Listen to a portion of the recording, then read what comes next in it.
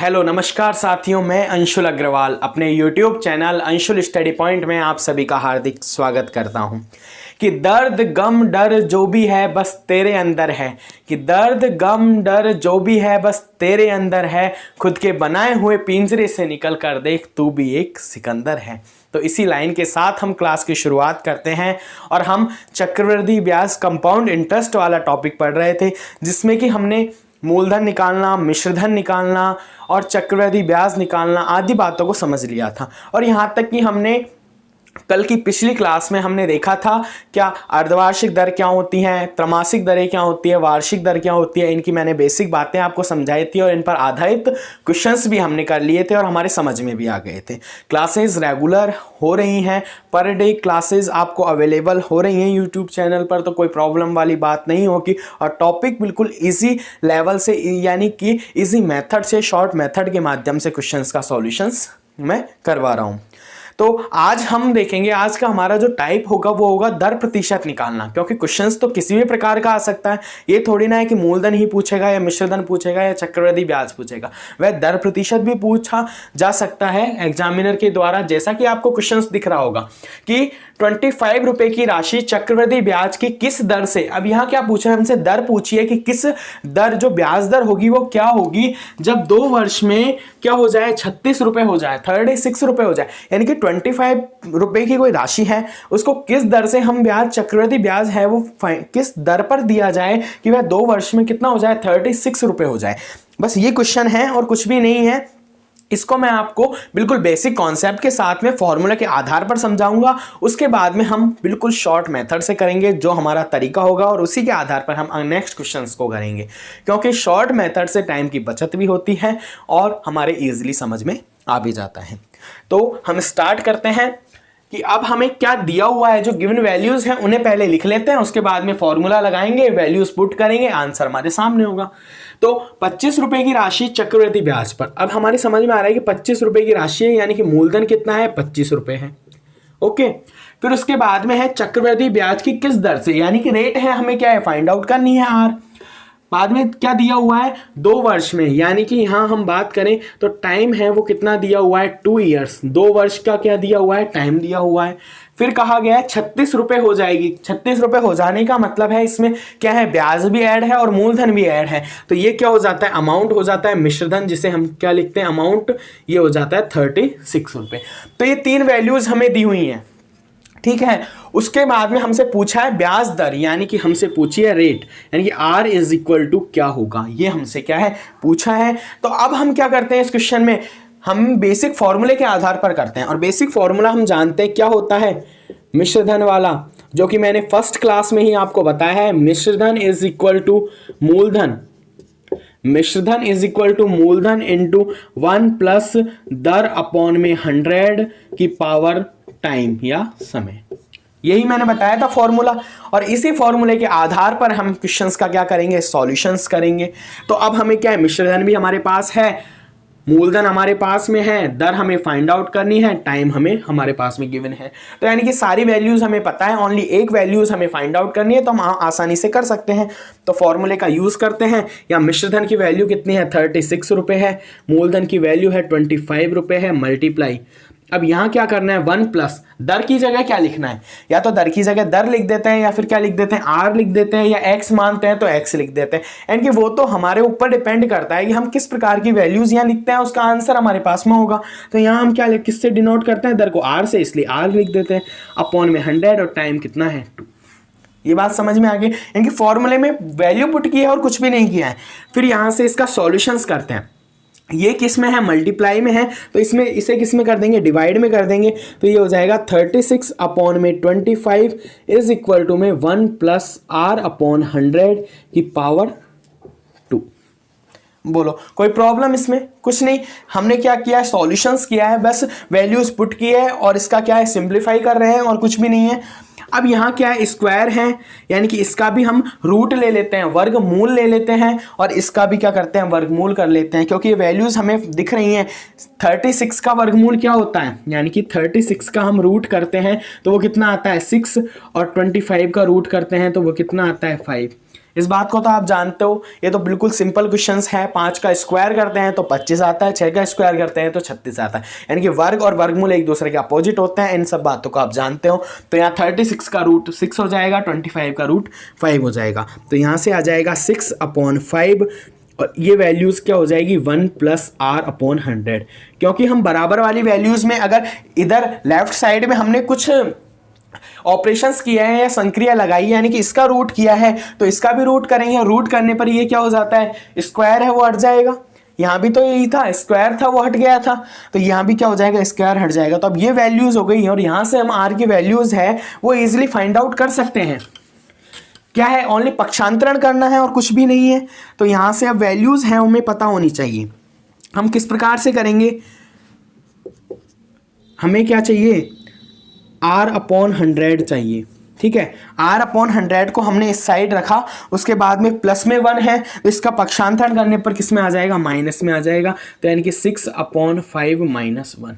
ठीक है, अब यहाँ से इसका सिंप्लीफाई करते हैं और ये सिंप्लीफाई करने पर कितना आ जाएगा, r में /100 है इज इक्वल टू में इसका 5 क्या हो जाएगा, लैसे हो जाएगा।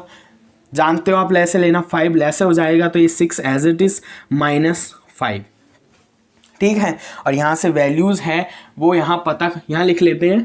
यहाँ कितनी हो रही है, r/100 इज इक्वल टू में 6 में से 5 जाता है, कितने बचता है 1, यानी 1/5 1/5 आ गया ये वैल्यू। अब यहाँ से क्या करेंगे, r की वैल्यू फाइंड आउट करनी है, तो r इज इक्वल टू में 1/5 × 100 और r कितना आ जाता है, r इज इक्वल टू 20%। बिल्कुल बेसिक से मैंने समझाया है इसको और कोई प्रॉब्लम वाली बात तो होनी नहीं चाहिए, क्योंकि बिल्कुल बेसिक कॉन्सेप्ट जो होता है उसके माध्यम से मैंने समझाया है कि 25 रुपए की राशि थी जिसका चक्रवृद्धि ब्याज की दर हमें फाइंड आउट करनी थी और 36 रुपए हो रही थी। कब, जब ब्याज उसमें ऐड कर रहे थे, यानी कि अमाउंट जो मिश्रधन था वो 36 रुपए था और ये वैल्यूज कितने ईयर के लिए थी, 2 ईयर के लिए। यहाँ आर क्या है, हमें फाइंड आउट करना था। तो बेसिक फॉर्मूला हमने लगाया, मिश्रधन बराबर मूलधन इंटू 1 + दर बटे 100 की पावर टाइम, और वैल्यूज पुट की है। ये सॉल्यूशंस किया है। यहाँ क्या था, स्क्वायर हो रहा था, यानी कि हमने क्या कर दिया, वर्गमूल कर दिया। वर्गमूल करने पर ये वैल्यूज आई। इनके बाद में हमने 1 का क्या कर दिया, पक्षांतरण, और सॉल्यूशंस किया और सॉल्यूशंस करने पर क्या आया, r इज इक्वल टू 20%। क्यों, क्योंकि परसेंटेज r है वो दर क्या होती है, परसेंटेज के रूप में फाइंड आउट होती है, इसलिए हमने क्या कर दिया, परसेंट का साइन यूज कर लिया। अब इस क्वेश्चंस को आपने जितना टाइम लगाया है उससे मैं कहूँ कम से कम 1/4 टाइम भी नहीं लगेगा अगर मैं शॉर्ट मेथड के साथ में आपको बताऊं। तो उस शॉर्ट मेथड के साथ में मैं आपको बताता हूं क्वेश्चंस को करना। तो ये आपको समझ में आ गया होगा, इसे नोट डाउन कर लेना। उसके बाद में मैं शॉर्ट मेथड आपको बताता हूं, उसके आधार पर ही हम क्वेश्चंस को आगे नेक्स्ट क्वेश्चंस हैं वो उसी आधार पर करेंगे।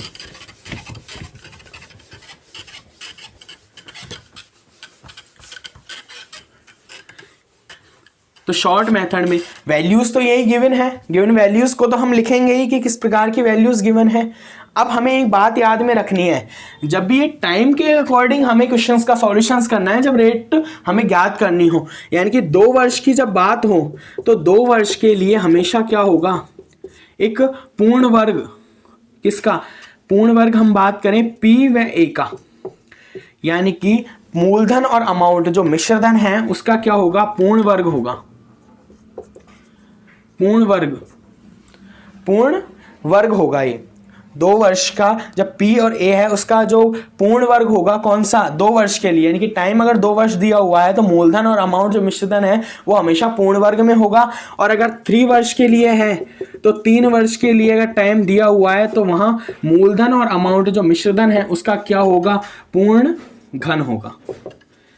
ये दिया हुआ होगा, हमें हमेशा ये बात ध्यान में रखनी है, क्योंकि हमने पिछले अभी क्वेश्चंस किया था यही, तो हमने वहां क्या किया था, वर्गमूल किया था, क्योंकि ये पूर्ण वर्ग के रूप में था तो वही होगा। यानी कि 2 वर्ष अगर टाइम दिया हुआ है तो पूर्ण वर्ग में राशि दी हुई होगी, और 3 वर्ष दिया हुआ है तो P और A क्या होंगे, पूर्ण घन के रूप में होंगे। ये बस बात है, इसे हमें क्या है ध्यान में रखना है कि इस तरीके से वैल्यू हो जाओगे, और आप क्वेश्चंस को जब सॉल्यूशंस करोगे तो आसानी से वो समझ में आ जाएगा। तो अब हम क्या करते हैं, वही हम मेथड यूज़ करते हैं। मेथड में क्या यूज़ करना है हमें, यहाँ मूलधन और यहाँ मिश्रधन, हमें इससे मतलब है। और ये टाइम हमें ये कहाँ यूज़ करना है, 2 वर्ष दिया हुआ है तो वर्गमूल निकालना है, और 3 वर्ष दिया हुआ है तो घनमूल निकालना है। तो मूलधन कितना दिया हुआ है 25, और हम बात करें मिश्रधन कितना है 36, ये लिख लिया। उसके बाद में हमें टाइम कितना दिया हुआ है 2 इयर्स दिया हुआ है, तो हम क्या करेंगे वर्गमूल निकालेंगे, और 25 का वर्गमूल कितना होता है 5, और 36 का कितना होता है 6। बस ये वैल्यूज़ हैं, और इनका डिफरेंस है वो इंटरेस्ट को शो करेगा, इस बात को आप जानते हो। तो इंटरेस्ट कितना आ जाता है 1 आ जाता है, और मूलधन है वो 5 है, और अमाउंट है मिश्रधन 6 है। ठीक है, अब ये समझ में आ गई, बिल्कुल सिंपल मैं मेथड से आपको बता रहा हूँ। ठीक है, और उसके बाद में हम जब भी हमने परसेंटेज वाले क्वेश्चंस किए थे, यानी कि परसेंटेज से हम जब चक्रवृद्धि ब्याज मूलधन इस तरह की वैल्यू निकाल रहे थे, तो वहाँ हमें मान लो कि 5% दिया हुआ था, तो हमें फ्रैक्शंस के रूप में 1/20 लिख रहे थे। 1/20 में ये वैल्यूज क्या थी, मूलधन, और ये थी इंटरेस्ट, यही था। यानी कि हमें अगर परसेंटेज बनाना है तो इंटरेस्ट अपॉन मूलधन जैसी कंडीशंस बनानी होगी। यही बात हम कर रहे थे जब हम 5% को फ्रैक्शंस के रूप में लिख रहे थे, वो 1/20 था, और 20 हम क्या मानते थे कि ये मूलधन है, और ये किसे क्या है इंटरेस्ट है।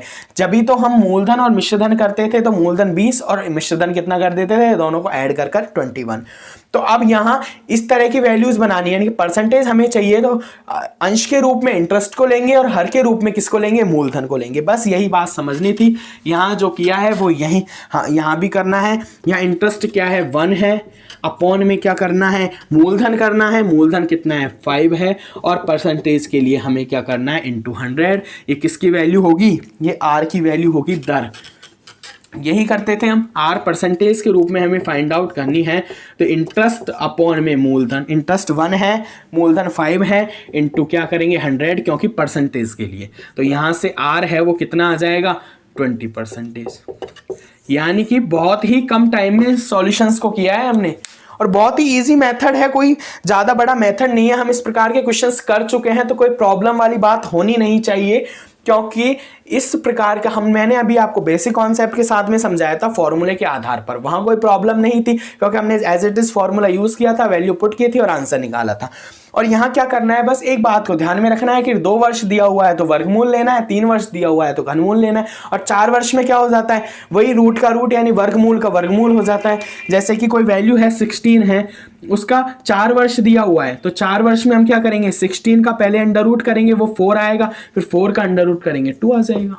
बस ऐसी वैल्यूज अपने आप क्वेश्चंस में होंगी, क्योंकि क्वेश्चंस का जब आंसर या सॉल्यूशंस हम निकालते हैं तो वो अच्छी तरीके से निकलना चाहिए। एग्जामिनर ये भी ध्यान में रखा जाता है एग्जाम में। तो ये क्वेश्चन आपको समझ में आ गया होगा, ये निकाला, उसके बाद में मूलधन है, अमाउंट है, और इंटरेस्ट हमें पता चल गया कितना हो जाएगा 1 हो जाएगा। और हम जब दर परसेंट निकालते थे तो क्या करते थे, इंटरेस्ट अपॉन मूलधन इनटू 100 किया परसेंटेज के लिए, और एज इट इज हमने लिख दिया आंसर। अब इसी आधार पर हम एक नेक्स्ट क्वेश्चंस करते हैं, जिससे कि आपको ये तरीका है वो बहुत ही अच्छी तरीके से समझ में आ जाए। अब हम बिल्कुल कहें तो यूज करेंगे इसी शॉर्ट मेथड का। अब हम बेसिक कॉन्सेप्ट के साथ में न कर किससे करेंगे, बेसिक कॉन्सेप्ट के साथ में नहीं करेंगे, हम करेंगे शॉर्ट मेथड के आधार पर, जिससे कि क्या हो क्वेश्चंस कम टाइम में सॉल्यूशंस हो। देखिए एक क्वेश्चन दिया हुआ है,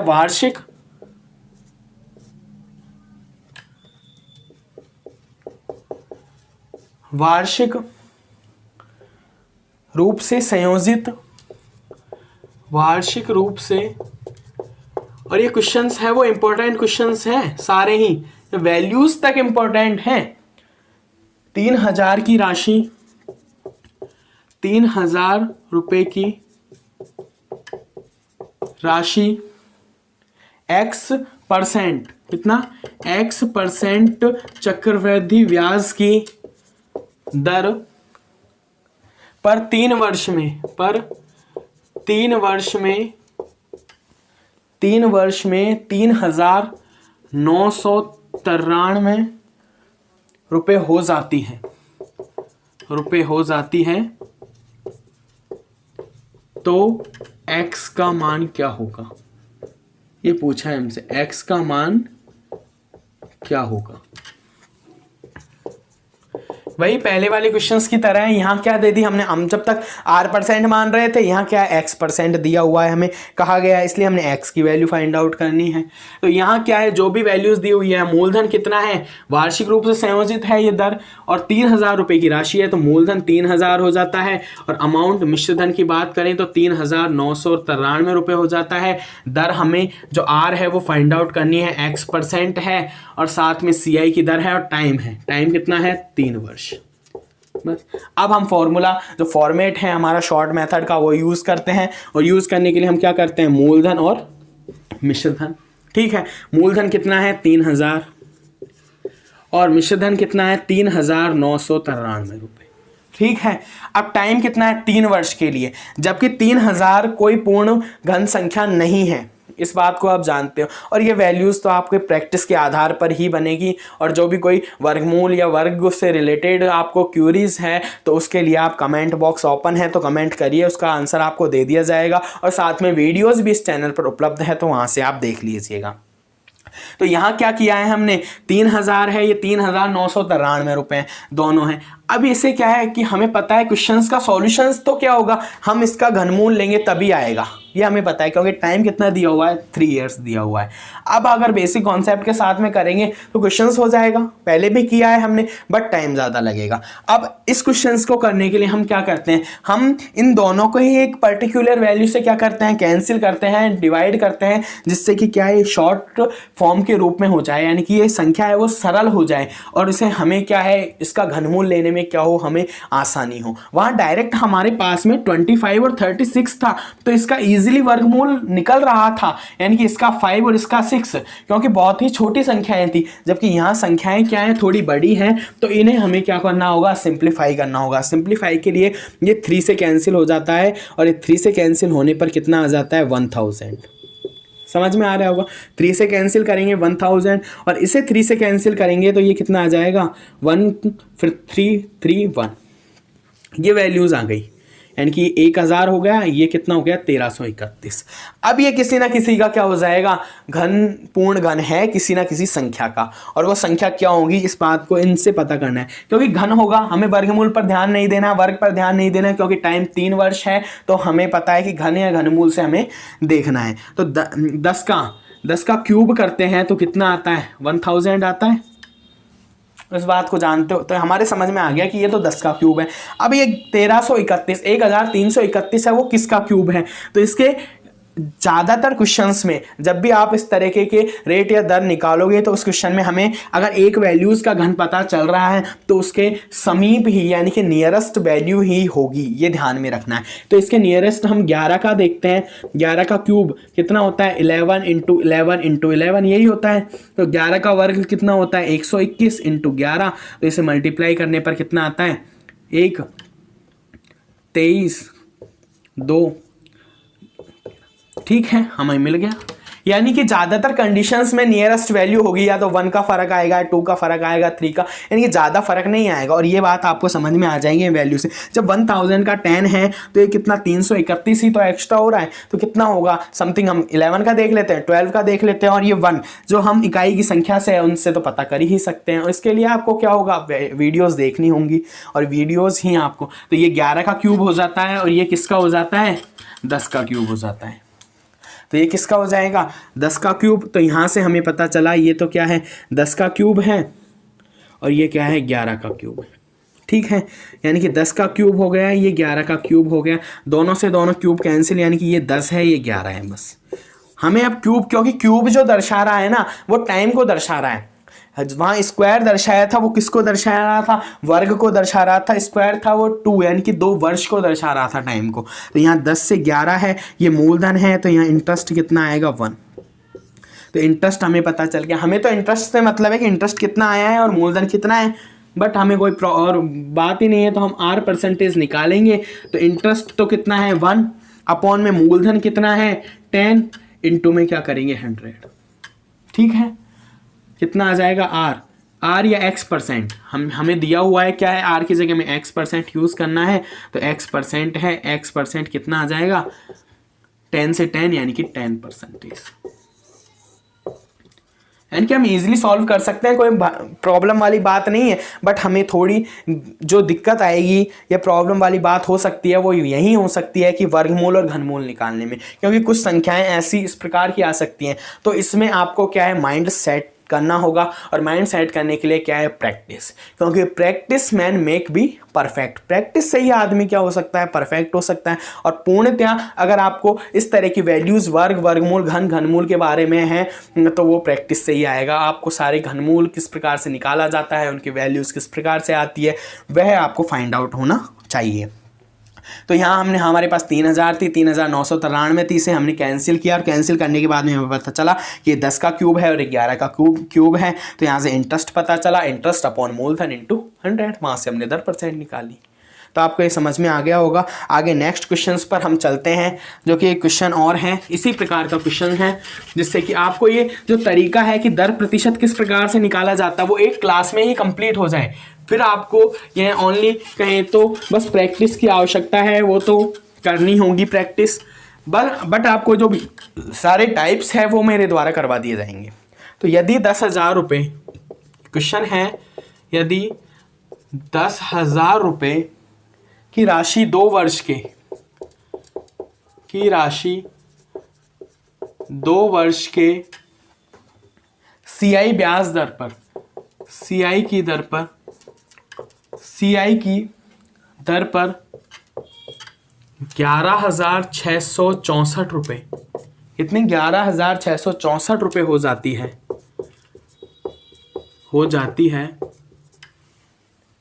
तो CI की वार्षिक दर क्या होगी। वही है क्वेश्चंस, बस लैंग्वेज फर्क है और कुछ भी नहीं है। वार्षिक दर क्या होगी, यही हमें क्या है पूछा है क्वेश्चन में। तो हम इसका क्या करते हैं, सॉल्यूशंस करते हैं। तो वही मूलधन और मिश्रधन हमें दिया हुआ है, टाइम दिया हुआ है, दर % निकालनी है। Same as it is question है, बस संख्याओं का फर्क है और कुछ भी नहीं है। तो यहाँ क्या है, 10,000 रुपये है, अमाउंट जो मिश्रधन है वो कितना दिया हुआ है, 11,664 रुपये है, और हमें टाइम है वो कितना दिया हुआ है, 2 ईयर्स। 2 ईयर्स टाइम से हमें समझ में आ गया कि ये स्क्वायर होगा, और आर हमें क्या है, ये क्या करनी है, फाइंड आउट करनी है। तो हम क्या लिखेंगे, वही मूलधन और यहाँ मिश्रधन। तो मूलधन मिश्रधन लिखा है, मूलधन कितना है 10,000 और मिश्रधन है 11,664। तो अब ये वैल्यूज़ हमें देखनी है। टाइम 2 वर्ष है तो 100% इसका वर्गमूल ही निकलेगा। तो वर्गमूल निकालने से पहले हम इसे कैंसिल करते हैं, और कैंसिल किस वैल्यूज़ से हो रहा है वो हम देखते हैं।